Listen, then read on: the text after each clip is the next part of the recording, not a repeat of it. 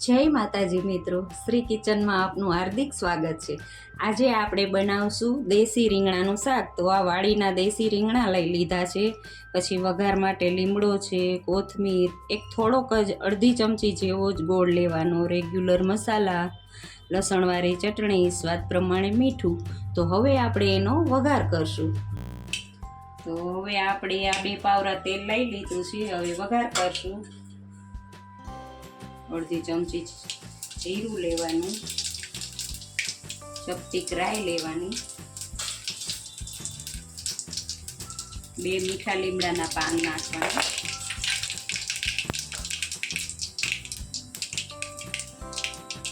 હિંગ લેવાની અડધી ચમચી। પછી આ આપણા રીંગણા છે દેશી, એને ધોઈને લઈ લેવાના છે અને વઘાર કરવાનો।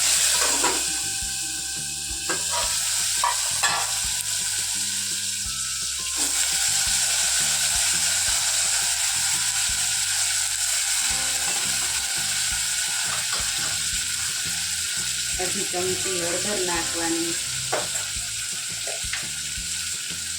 સ્વાદ પ્રમાણે મીઠું લેવાનું।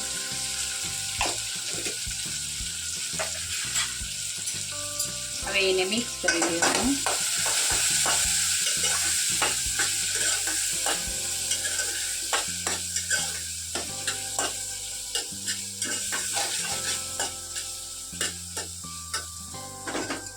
હવે આને 2 મિનિટ તેલમાં ચડવા દેવાના છે, પછી મસાલા કરીને પાણી નાખશું, પછી પાછું તમને દેખાડીશ। હવે આપણે ખોલીને જોઈ લઈશું।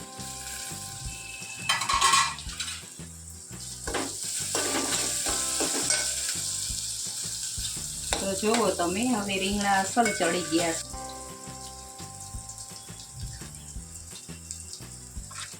બે ચમચી લસણવાળી ચટણી નાખવાની, હવે એને મિક્સ કરી લેવાની।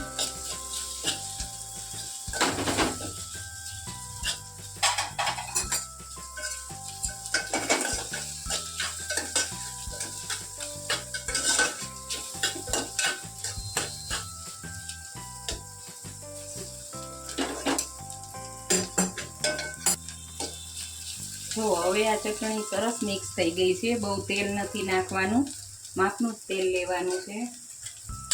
હવે અડધી ચમચી એમાં ધાણા જીરું નાખશું,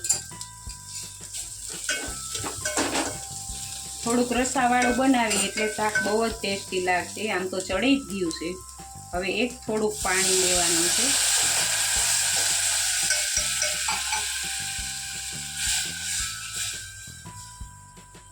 હવે આપણે ગોળ લીધો તો એ નાખી દેવાનો છે।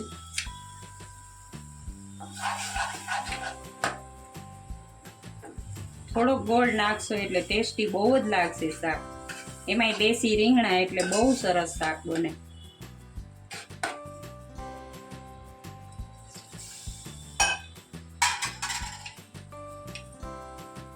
ધીમા ગેસે આને 2 મિનિટ ચડવા દેવાનું છે।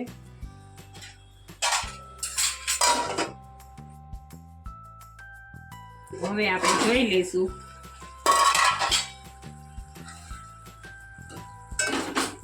રીંગણા એકદમ ચડીને સરસ થઈ ગયા છે, હવે ગેસ બંધ કરી દઈશું। જોઈ શકો છો તમે, એકદમ ટેસ્ટી એવું રીંગણાનું શાક બનીને તૈયાર છે આપણું। કોથમીર નાખશું ઉપરથી।